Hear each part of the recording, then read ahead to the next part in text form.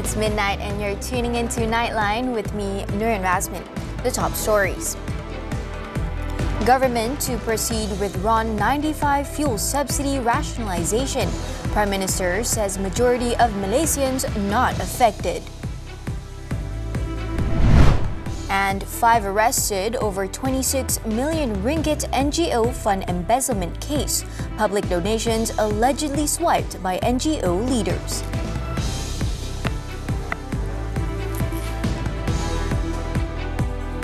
Good morning. The government will proceed with the RON 95 fuel subsidy rationalisation as it is crucial for the country. Prime Minister Datuk Seri Anwar Ibrahim said the subsidy rationalisation will ensure a sufficient supply of resources to assist the poor, enhance the quality of education and provide better public services, including healthcare. No issue about raising the price of petroleum. To the vast majority, 85-90% of our people. That's important. Whether we'll do it, yes, we'll do it, because subsidy rationalisation is something that is critical for our nation. Anwar, who is also Finance Minister, was speaking to the media after officiating Energy Asia 2025 in Kuala Lumpur on Monday. On May 26, Second Finance Minister Datuk Seri Amir Hamzah Azizan said the rationalisation of RON 95 fuel subsidies would be implemented in the second half of this year. He also said the Finance Ministry would continue with the subsidy rationalisation process with a current focus on identifying groups eligible for the subsidies. On another note, the Prime Minister said there are no immediate plans to restructure the Economy Ministry following the unexpected resignation of Datuk Seri Rafizi Ramli as its minister. Anwar affirmed that the ministry remain intact and is functioning well, adding that any future cabinet appointments will be decided in due course. Isu itu tidak berbangkit kerana yang menentukan Jemaah Menteri dan saya fikir tak ada keperluan untuk kita rombak apa-apa setakat ini dan saya ucap selamat mengucapkan kepada saudara Rafizi yang telah berkhidmat dengan begitu baik sebagai Menteri Ekonomi dan sekarang saya akan putuskan pada waktunya untuk mana-mana menteri atau kementerian menjalankan tugas. Anwar said previously the Economic Planning Unit operated effectively under the Prime Minister's department. It was then transformed into a ministry during the first Pakatan Harapan administration. The Prime Minister also commented on the resignation of Natural Resources and Environmental Sustainability Minister Nik Ahmad. Saya belum. Saya selalu tunggu bagi peluang, fikir, renung dan saya bagi pandangan saya kalau boleh teruskan khidmat. Ya, tapi ada masa lagi dia habis. Ya, tengok kita bagi ruang lah. Kita janganlah pasal nak gopo nak suruh terima. Kau tu masih cuti. Tarikhnya belum sampai. Nik Nazmi is on leave until July 3rd and his resignation takes effect on July 4th. Now onto the West Asia conflict. The Prime Minister said Malaysia has urged the United States and European countries to pressure Israel to cease its aggression in the region, particularly against Iran. Anwar reaffirmed that Malaysia, alongside the international community, remains steadfast in efforts to de-escalate the conflict and secure immediate peace in the region. Bagaimana boleh satu negara secara biadab dan ganas menyerang semua negara-negara jirannya, 6-7 negara, ya? Dan sebab itu kita faham mengapa Iran terpaksa serang balas untuk mempertahankan negara mereka. Anwar added that so far, the conflict has not affected Malaysia's trade or energy supply in any significant way. However, concern is mounting among the international community over the Strait of Hormuz, which is a crucial route for oil shipments. The strait is responsible for an estimated 1/3 of global oil trade, with about 20 million barrels of crude oil and condensates passing through it daily. A non-governmental organization, NGO, established to carry out humanitarian work in Syria is under investigation for allegedly misappropriating 26 million ringgit in public donations. The individuals behind the NGO are suspected of transferring funds meant for charity into personal accounts and using surplus donations from the projects for their own benefit. The Malaysian Anti-Corruption Commission, MACC, has arrested 5 individuals in several states in connection with the case. Among those detained are the NGO's chairman, secretary, treasurer, and finance officer. According to MACC Chief Commissioner Tan Sri Azambaki, these suspects were remanded following a special operation dubbed Op Serantau, carried out by the Selangor MACC in multiple locations across Selangor, Melaka, and Pulau Pinang. 4 of the suspects have been remanded until Wednesday, while the 5th is held until Thursday. The operation also led to the seizure of assets worth over 8 million ringgit, including cash, jewelry, cryptocurrency valued at 650,000 ringgit, and 4 residential units estimated at 1.4 million ringgit. The MACC also froze 14 bank accounts involving nearly 5 million ringgit pending further investigation. Sources revealed the alleged misappropriation of public donations had been ongoing since 2015. The modus operandi is said to mirror that of another organization previously investigated for fraud, Aman Palestine, where donations were channeled into personal accounts to purchase luxury items such as jewelry, cars, property, land, and cryptocurrency. It is also believed that part of the misappropriated fund was used to issue personal loans to the organization's staff. Meanwhile, the MACC is set to record a 3rd statement from a corporate figure with the title Tan Sri this Thursday. This is part of an ongoing investigation into the alleged misappropriation of Sukuk funds for a highway project in the Klang Valley. According to MACC Chief Commissioner Tan Sri Azambaki, the statement will be recorded at the individual's residence in the capital from 9 a.m. Last Thursday, MACC investigators, accompanied by a tactical unit, also visited the Tan Sri's home to record a statement amid suspicions that a hidden room may have been used to store weapons and assets linked to the investigation. To date, assets worth 143 million ringgit have been seized locally, while the Commission is tracking an additional 15 million ringgit in foreign assets. A total of 53 individuals have been questioned so far to assist in the probe. The company linked to the recent Hajj travel scam involving 49 pilgrims who claimed they were forced to walk through dangerous routes in Saudi Arabia was operating without a valid license or official accreditation as a Hajj pilgrimage operator. Initial checks revealed that the agent in question is neither recognized by the Lembaga Tabung Haji nor the Saudi Hajj and Umrah Ministry.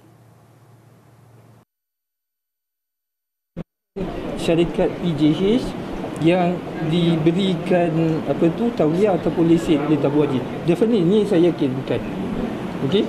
Dia mungkin travel agent yang lain. Sebab tu saya kata minta diorang ni untuk semak terlebih dahulu. Adakah mereka ni PJH, syarikat-syarikat yang diberikan lesen oleh tabung haji.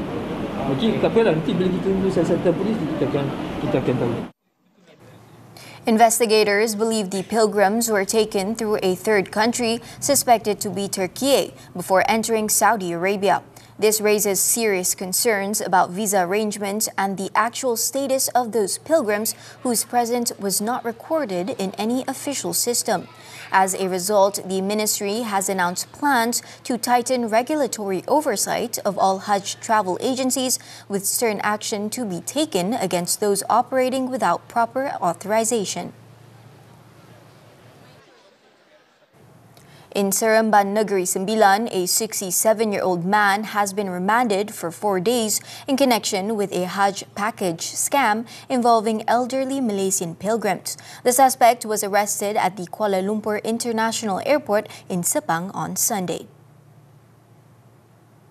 Negeri Sembilan Police Chief Dato Ahmad Zafir Muhammad Yusof said the arrest followed a police report lodged at the Mantin police station. Preliminary investigations revealed total losses amounting to 81,000 ringgit, with each victim reportedly paying 27,000 ringgit for the fraudulent pilgrimage package. Authorities are still working to determine whether the scam was orchestrated by an individual or a registered company.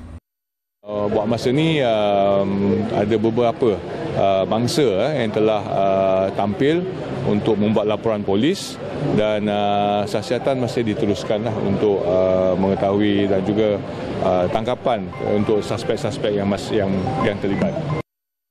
On Sunday, police received 3 reports related to a Hajj package scam involving a group of elderly individuals who claimed they were forced to endure dangerous journeys on foot and were locked in cramped, dark rooms. They were also allegedly asked to make additional payments of over 9,000 ringgit.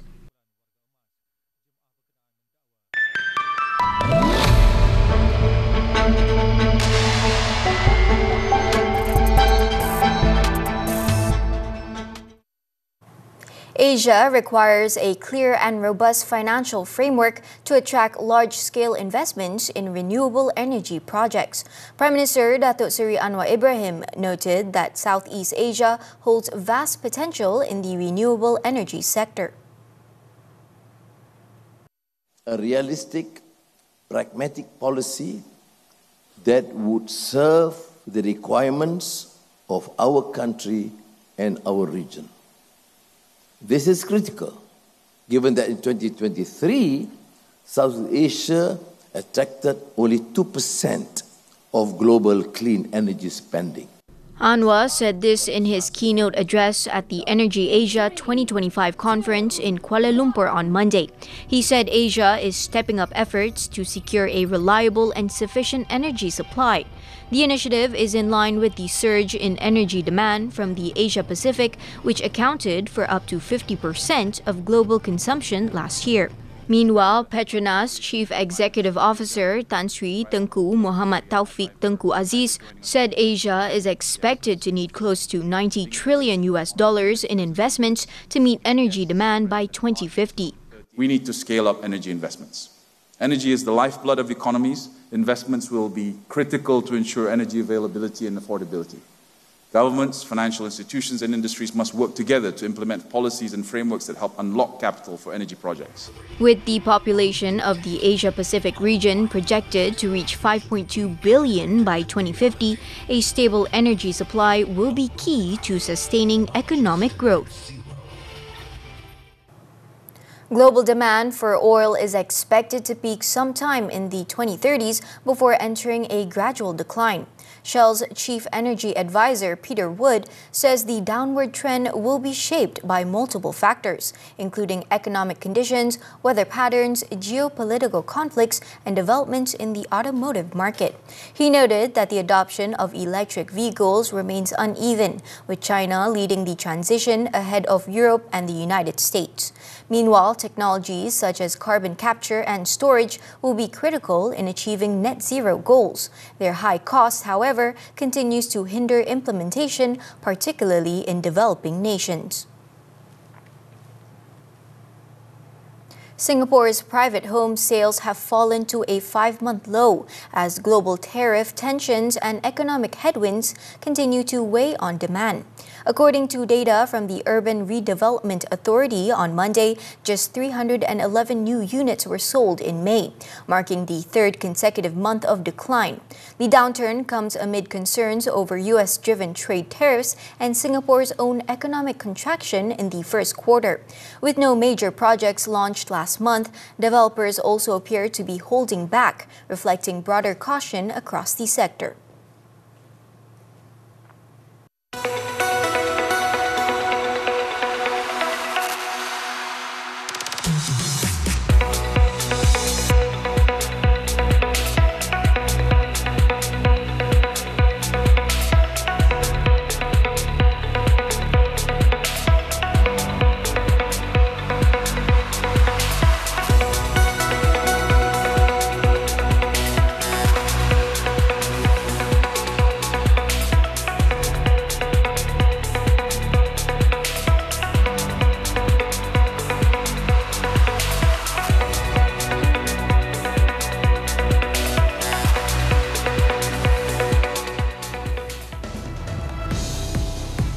Attempts to smuggle drugs foiled. This and more after the break.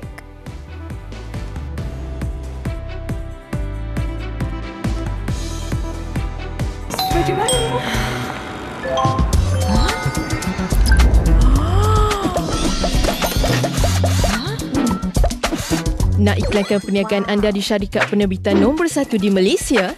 Bersama dengan Mari Local, promosikan perniagaan anda di lebih 30 platform dan capai lebih 10 juta pengguna setiap bulan. Mulakan langkah untuk mengembangkan perniagaan anda dengan mengisi butiran di refmedia.my/marilocal hari ini. Kawasan Kuari jadi sarang penagih.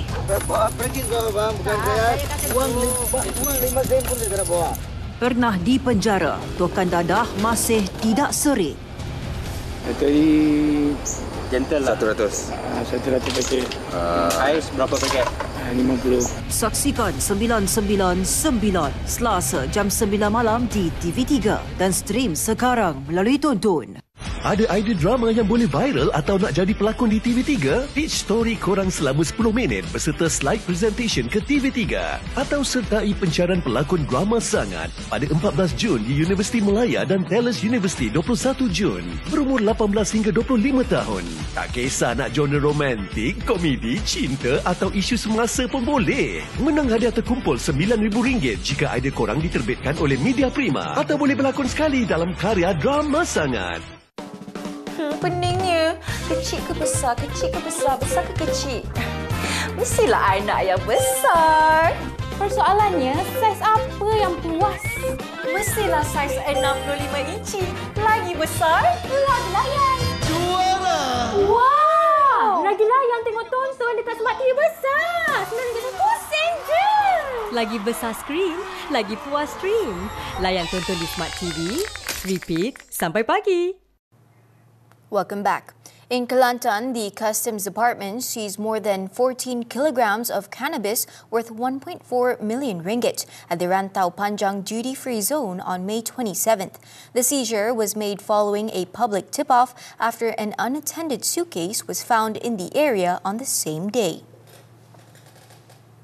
10 transparent plastic packets believed to contain cannabis flowers were found in the suitcase. The enforcement team screened a Thai national who was carrying another bag at the same location and found 15 more transparent plastic packets also suspected to contain cannabis flowers. Initial investigations showed the suspect had used a smuggling route along Sungai Golok, entering the country through an illegal base and exiting via the duty-free zone. Meanwhile, in Perlis, police foiled an attempt to smuggle cannabis disguised as shrimp paste, chocolate bars and keropok lekor, worth more than 9,000 ringgit. The drugs were found in the possession of a 21-year-old Thai national who was arrested while attempting to board the electric train service, or ETS, heading south from Bukit Keteri railway station in Kanga. Perlis Police Chief Datuk Muhammad Abdul Halim said the suspect was identified after police received information about a Thai national carrying cannabis and planning to board the train. Upon inspecting his backpack, 27 plastic packets appearing to contain cannabis and weighing almost 3 kilograms were seized. Police then arrested a 25-year-old local man in Alostar, Kedah, also believed to be involved in the syndicate. Both cases are being investigated under the Dangerous Drugs Act. The Director General of the Malaysian Marine Department, Captain Muhammad Halim Ahmad, was granted a discharge not amounting to an acquittal, or DNAA, by the Shah Alam Sessions Court, with cheating his predecessor into issuing exemption letters for shipping companies 4 years ago. The Deputy Public Prosecutor told the court on Monday that the decision followed a representation submitted by the defence, which has been accepted by the Malaysian Anti-Corruption Commission to allow further investigation into the matter. Following the court's decision, the defence requested for earlier bail conditions to be lifted and for the return of the accused passport, bail money, and other related documents. At the time of the alleged offence, the accused was serving as Secretary of the Maritime Division under the Transport Ministry. He was accused of deceiving then Director General of the Marine Department, Datuk Baharini Abdul Hamid, by submitting an MOT letter that allegedly lacked official approval. The letters were to allow the companies to bring heavy-grade oil into Malaysian waters without the approval of the Transport Ministry.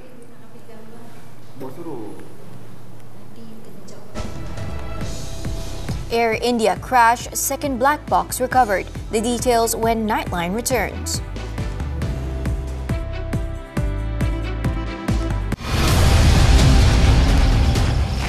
Kawasan kuari jadi sarang penagih.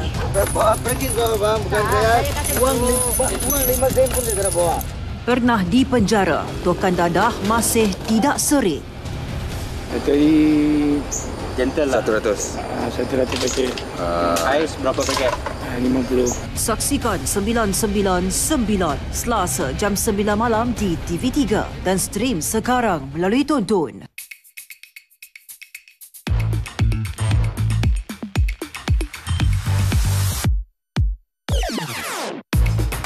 Sebagai suami tak berguna, sebagai bapa tak boleh pakai. Cukup! Sebab dia nak jadi manusia yang bertanggungjawablah semua benda ni terjadi. Ibu cakap ceraikan Syah. Ustazah, kau ni memang jenis cakap tak tengok orang Nombor 1, saya bukan ustazah. Kau nak ugut aku, Aminah? Awak ingat awak seorang je kan yang boleh main ugut-ugut?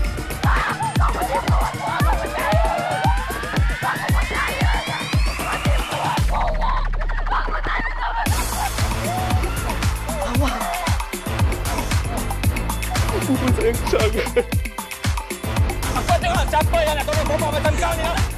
Ayah dah bersedia dengan apa penghukuman. Asap yang dia dah buat. Terbaru dituntut. Kamu kena kenal siapa musuh kamu, Andra. Kau jangan nak berpura-pura lah. Hari ni hari kau. Lain kali kau takkan terlepas. Aku bagi kau satu tugas. Kalau kau percaya, kau lah yang masukin aku. Kenapa Papa pisahkan Ais daripada Mama? Serigala merah dah aniaya ramai orang. Dah hanamkan hidup orang. Kau takkan pernah boleh bawa kemenangan. Muat turun dan layan tonton sekarang. Semua favourite anda di sini. On to the foreign front. The conflict between Israel and Iran has escalated sharply into its fourth day. Early on Monday, Iran launched a fresh barrage of missiles targeting Tel Aviv and Haifa. The strikes resulted in at least 5 Israeli fatalities and over 90 injuries. Residential buildings were also heavily damaged, and debris from a missile fell near the U.S. Embassy in Tel Aviv. In retaliation, Israel conducted airstrikes on multiple Iranian military sites, including missile launchers and Quds Force command centers. The Israeli military claims to have achieved full aerial superiority over Tehran. The death toll has surpassed 230, with over 500 injured across both nations.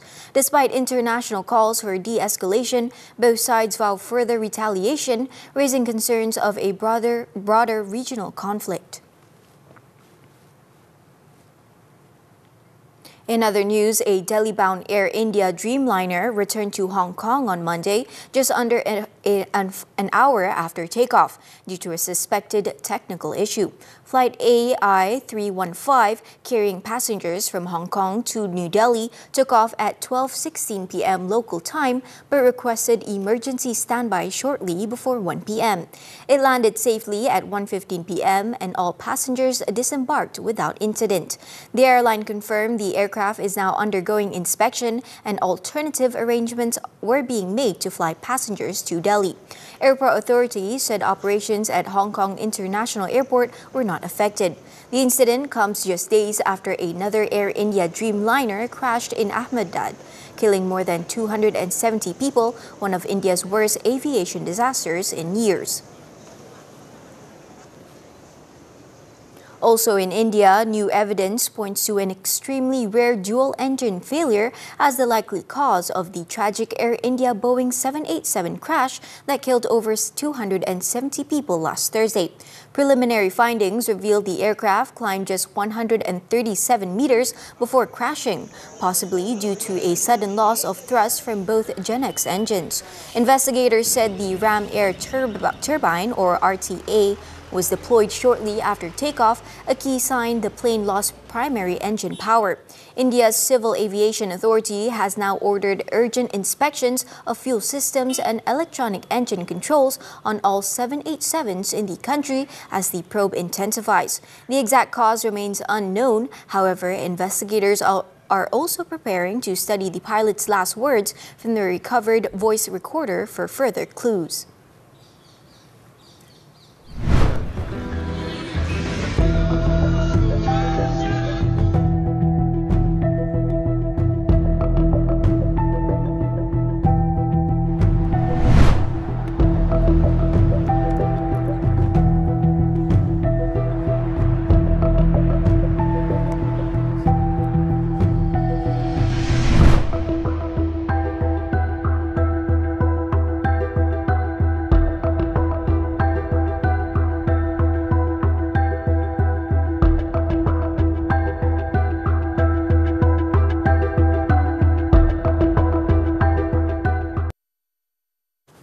Switching to sports now, hockey and the 2025 Nations Cup in Kuala Lumpur.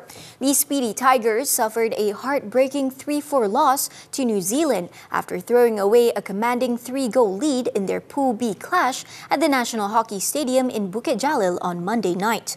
Malaysia looked in control after Akimullah Anwar Esok opened the scoring in the 18th minute before Fitri Saari calmly slotted home a penalty stroke in the 38th minute. Just 60 seconds later, Azrai Aizad made it 3-0 and Malaysia looked to be cruising. However, New Zealand stormed back with a 3-goal blitz in 3 minutes through Finn Ward, Simon Yorston and Sean Findlay. With momentum shifted, Malaysia cracked and Ward struck again in the 52nd minute to seal the comeback. The loss deals a major blow to Sarojit Singh's side, with their semi-final hopes now hanging by a thread.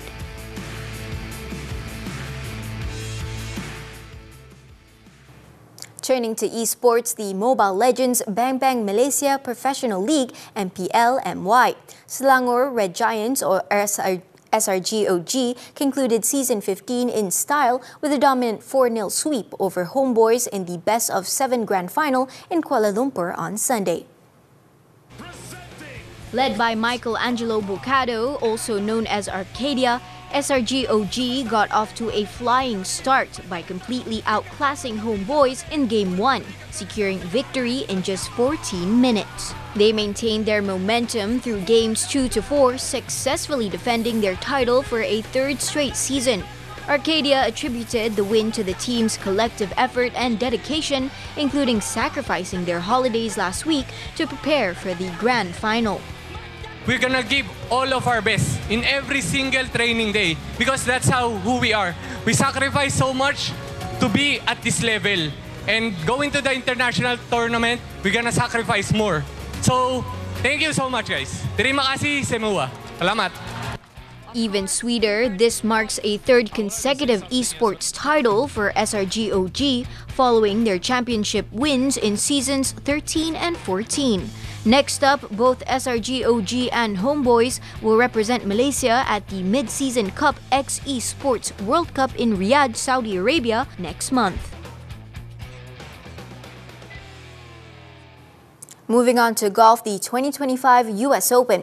JJ Spawn sank a 65-foot birdie putt on the final hole to win the championship on Sunday, capturing his first major title despite bogeys on 5 of his first 6 holes.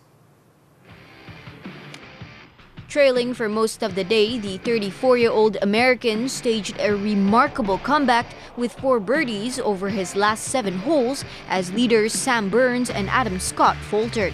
Spawn closed with a 2 over 72 to finish on 1 under 279, 2 shots ahead of Scotland's Robert McIntyre, with Norway's Victor Hovland third on 282.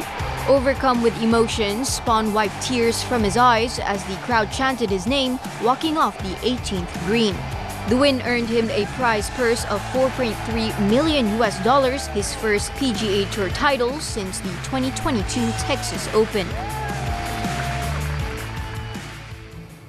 On to football now. The 2025 FIFA Club World Cup Champions League winners Paris Saint-Germain (PSG) kicked off their campaign in style with a 4-0 thrashing of fellow European giant Atletico Madrid at the Rose Bowl in Pasadena on Sunday. PSG landed the first blow when Fabian Ruiz fired home from distance in the 19th minute. The Champions League holders then doubled their lead just before half-time, capitalizing on an Antoine Griezmann miss that led to a swift counter-attack finished by Vitinha. Substitute Seni Mayulu made it 3-0 in the 87th minute before Lee Kang-in sealed the route with a stoppage time penalty. PSG next face Brazil's Botafogo in Pasadena on June 19th before wrapping up their group stage against Seattle Sounders on June 23rd.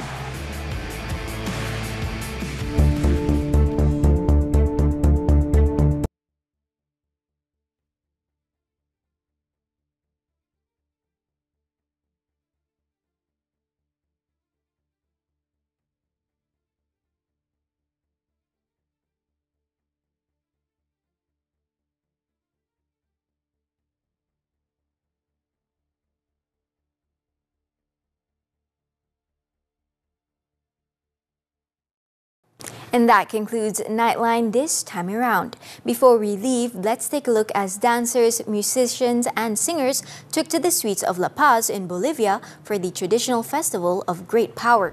With that, I'm Nurin Razmyn. Thank you for watching and stay safe.